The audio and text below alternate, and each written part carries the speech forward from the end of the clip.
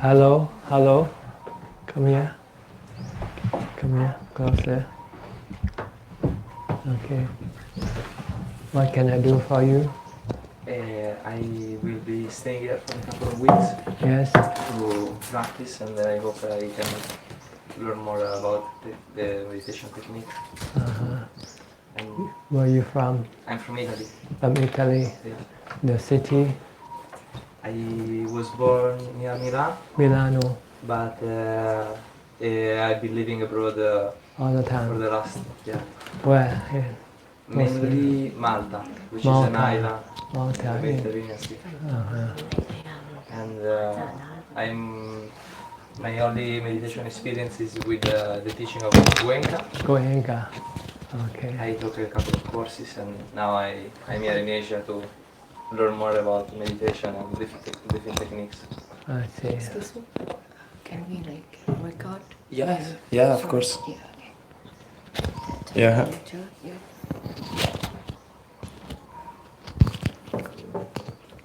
So how long have you been practicing with Goenka? A little bit more than a year. A year. The first course was January 2016, 17, and the last one was in December. In so December. Since then I try to carry on the practice twice a day. Mm-hmm. And how long have you been in Thailand? Nearly 3 weeks. How many? 3 weeks. 3 weeks. Yeah, I spent most of the time at Wat Yannasangwararam in Bangkok, which was a very good starting point to get to speak to different monks and nuns, and thanks to them now I'm here. I see. And I found the place really perfect. Okay. Well done. So here we have nothing to do but meditation, walking and sitting. Yeah. You have to do it on your own. No one force you to do it. Yeah. And early in the morning, you have to go down to the temple to go and have food in the morning. After we finish eating, we come up here. And then we go to our separate places to practice. In the afternoon, about 4:30, we come out here and have some drinks, coffee, teas, and refreshment. And we help to sweep the ground, the path. That's basically what we do here. And if you want to ask me some question, you can come and talk to me here from 2 to 4 o'clock. That means here? Yeah. Okay. Usually on weekday better, because on weekend we have many people, not convenient. Yeah. So anything you want to ask me now, you can ask me. And even if I have some private questions about my private technique, then I still share it here. Yeah, you can if you like. Okay. So if you have anything you want to know, you can ask me now. Today I was traveling. I think I'm happy to start just to give thank you for the welcome for today. Get yourself settled first. Yes, exactly. You have any other question, you can ask the monks here. We have a few Western monks also. One from France. He also practiced Goenka. You can talk to him if you see him. Okay. Usually 4:30 monks will come here to have the refreshment, and you can discuss with them some of the things you want to find out. The few monks I spoke to till now, they've been really helpful, and they welcome. I received a very nice welcome, so I'm very glad to be here. And what's your name? Simone. Simon. Yeah. Simon. Simone. Yeah. Okay. It's funny because after seeing many of these videos on Dhamma in English on YouTube, I finally. Yeah. You're on YouTube right now. Yeah, YouTube. This is Ciao, live. Mama, I love you. Yeah, you can say hello to your friend. It's okay. I leave you. Okay. We have a few people from all over the world watching every day. We have people from about 30 something countries, but mostly Thai people living abroad. And so they know that they can listen to Dhamma talk every day. It's really And if they want to ask questions, they can send in the text messages. a smart way to use technology. Yeah, very convenient, very cheap. You don't have to pay much, just to pay for the internet cost and the equipment, the phone. Yeah. And we have volunteers, people happy to come and do it for free. So this is working very well. I received a lot of answers to my questions just by looking at the video on YouTube. Okay, good. So that works very well. Right. So right now you just want to Just listen. assist and Okay. listen, and then slowly get into the practice, and then full on the practice mainly. Okay. I'm happy to have your assistance here there, and to be in such a beautiful place with nature as well, to maybe even go a bit deeper into the practice. Yes. You need to be mindful all the time and try to be here and now. Don't go back to Malta or Italy. Be here and now. Be in the present. Don't go to the past. Don't go to the future. Like the movie Back to the Future. Yeah. You should be here now and stop thinking. Just knowing. Keep knowing. Knowing what you do, and try to not to think about this and that, because if you think, you cannot succeed in your meditation. The goal of meditation is to stop your mind from thinking, from working, make the mind rest, become still and happy. The happiness of mind results from the stillness of the mind. So you have to still the mind, stop the mind from thinking by being mindful. And when you want to stop it completely, you have to sit down and close your eyes. You can watch your breathing, your breath. You can use a mantra, Bhutto, Bhutto, Bhutto. This to prevent you from thinking about this and that. And when you keep focusing on your breath or on Bhutto, eventually your mind will come to stop thinking completely, and then your mind will be peaceful and happy. So try to get to that point. Mm-hmm.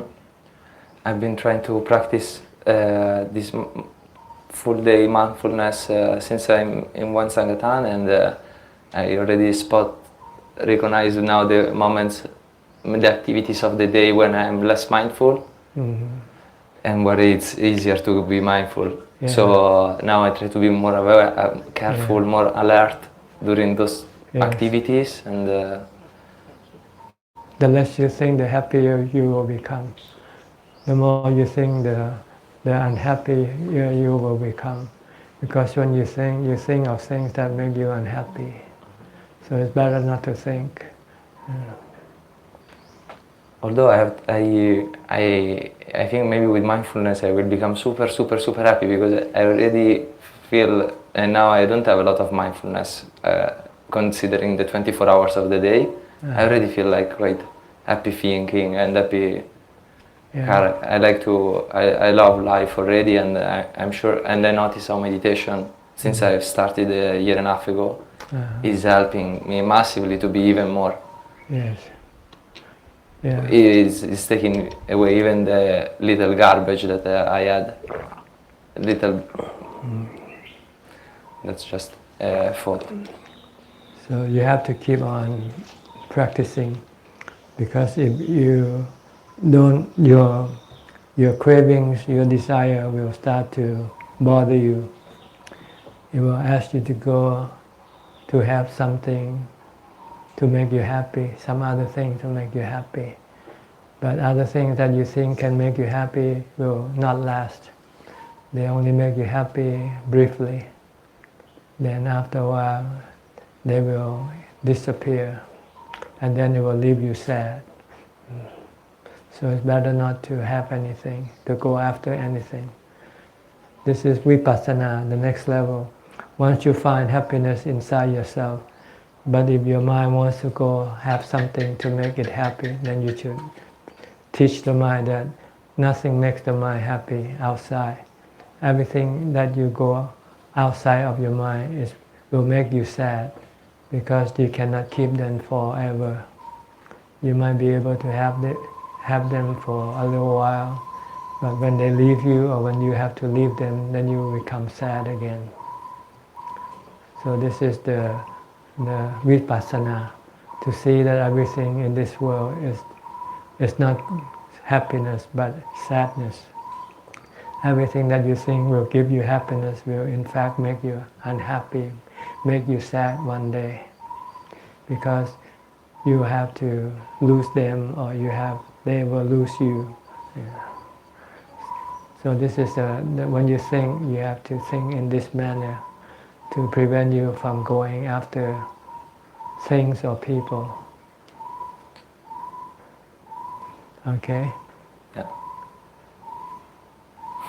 But that's the next level. The first level is to establish mindfulness, and sit and meditate, to still your mind, to have samadhi, and then you become happy. But after you come out of samadhi, you might think that you can be happy, but if you don't keep being mindful, you can become unhappy soon.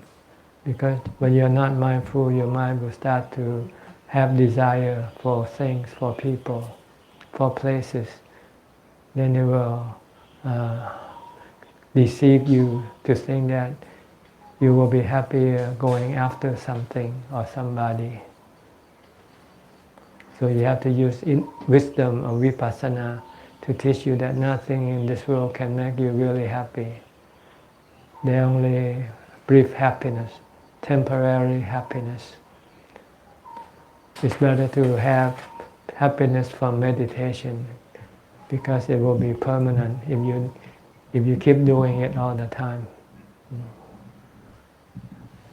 And once the practice is established on a samadhi level, what would it be the daily practice? What would it involve, the daily practice? It's still the same. You still do samadhi, but when you're not in samadhi, instead of being mindful, you start to contemplate on the impermanent nature of things.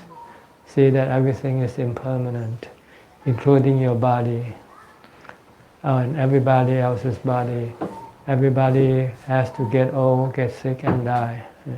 So it's not good to rely on the body in order to make you happy. And then until I don't have this samadhi well established, it's pointless to do contemplation. It's not possible. It's possible, but you will not be able to detach yourself from these things, because if you have no happiness from samadhi, then you will have to rely happiness from these things. Even though you know they are temporary, you still cannot give them up. So, but if you have happiness from samadhi, then you don't need these things to make you happy. And when you see that they only are happy for temporarily, then you will say it's better not to have them. Because when you lose them, you will become sad. Just to see, the other day it happened that I had the chance to put on some music, and I felt like start moving and dancing and whatever. And then I felt so good after, like I really felt super alive. Yes. That's something that it's because, what's your consideration? It's gone now, see. Yeah. You have to look at it's gone. And if you want to be happy like that again, then you will have to go have more music to make you happy. But if you cannot get music to make you happy, then you can become sad. Because you cannot always get the music you want to listen to. So this is what you should look at. Everything is temporary, and sometimes you cannot get them even when you want them. They're like drugs. Yeah. Drugs, people take drugs to make them happy, right? Mm-hmm. But when they don't have drugs, what happened to them? They become sad, they become unhappy. And what can guarantee that you can always have drugs to make you happy? You cannot. Sometimes you might have no drugs to make you happy, then you can become miserable. So everything is like that. There's no guarantee that you can always have them to make you happy. If you have them, okay, but if you lose them, then you become sad. See? But with meditation, once you know how to do it, you can always have it. It's more stable, more secure kind of happiness than the other kind of happiness. Yeah.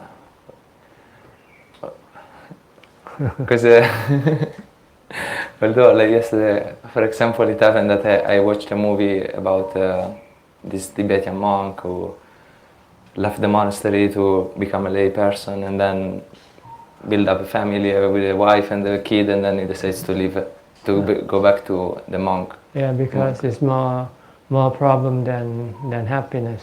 He was having up and down. Yeah. Although then the wife kind of gave him a lesson at the end of the movie, telling him, "So now you just leave me without even having the value to say goodbye, and you just shave your hair, and you're gonna live the rest of your life like a statue, and me, I'm gonna end up." I mean, I don't know. It has also this other point of view of certain life choices. Mm-hmm. Every life choices have problem. Only one that has no problem is meditation life, meditative life, because you don't rely on anything that is not. You don't rely on impermanent things. Yeah. You can rely on something that is permanent. That is mindfulness. Once you can develop mindfulness, you will always have it, and mindfulness will give you happiness all the time. I actually have a question now, because I don't remember if it was with one of your talk, but I heard saying that meditation and person lifestyle can go together. But why? Because one is hot and one is cold. It's like hot coffee and cold coffee. You don't mix them together. You either drink them hot or cold, right? But it still make either the whole situation colder or warmer. Like it still has a positive influence. Also for someone who gets his living in another way. It still helps to meditate, to sharpen, to become more concentrated. You cannot have them both because they are against each other. It's like day and night.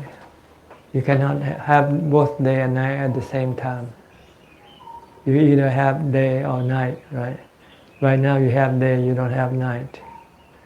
You have night, you don't have day. Same way, if you want to meditate, you cannot go to a disco, you know. No, yeah, I agree. Like then maybe it depends what type of lifestyle this lay person have, because maybe I don't know. I'm living a life drug free. I don't go to discotheque. I enjoy nature. I don't know. I try to have fun in a nice, peaceful way, and it does help me. I notice meditation. This is why also I'm here and I want to learn more. Also because maybe my meditation, I know that is very at the initial stage, Although after Vipassana by Goenka you feel like you are a master of meditation, after meditating 100 hours in 10 days, I still realize now, especially that I'm here and I got to speak to so many experienced people, how much more you can learn and you can develop your mind. So now I'm in this phase also a bit, I don't know. This is something you don't have to worry about Now. because you will, when you get to the point, you will have to decide which path you want to take. Right now you can still stay on both paths, but you only get 50-50 of each. But eventually you might want to have 100%, then you will have to ditch one path and take the other path.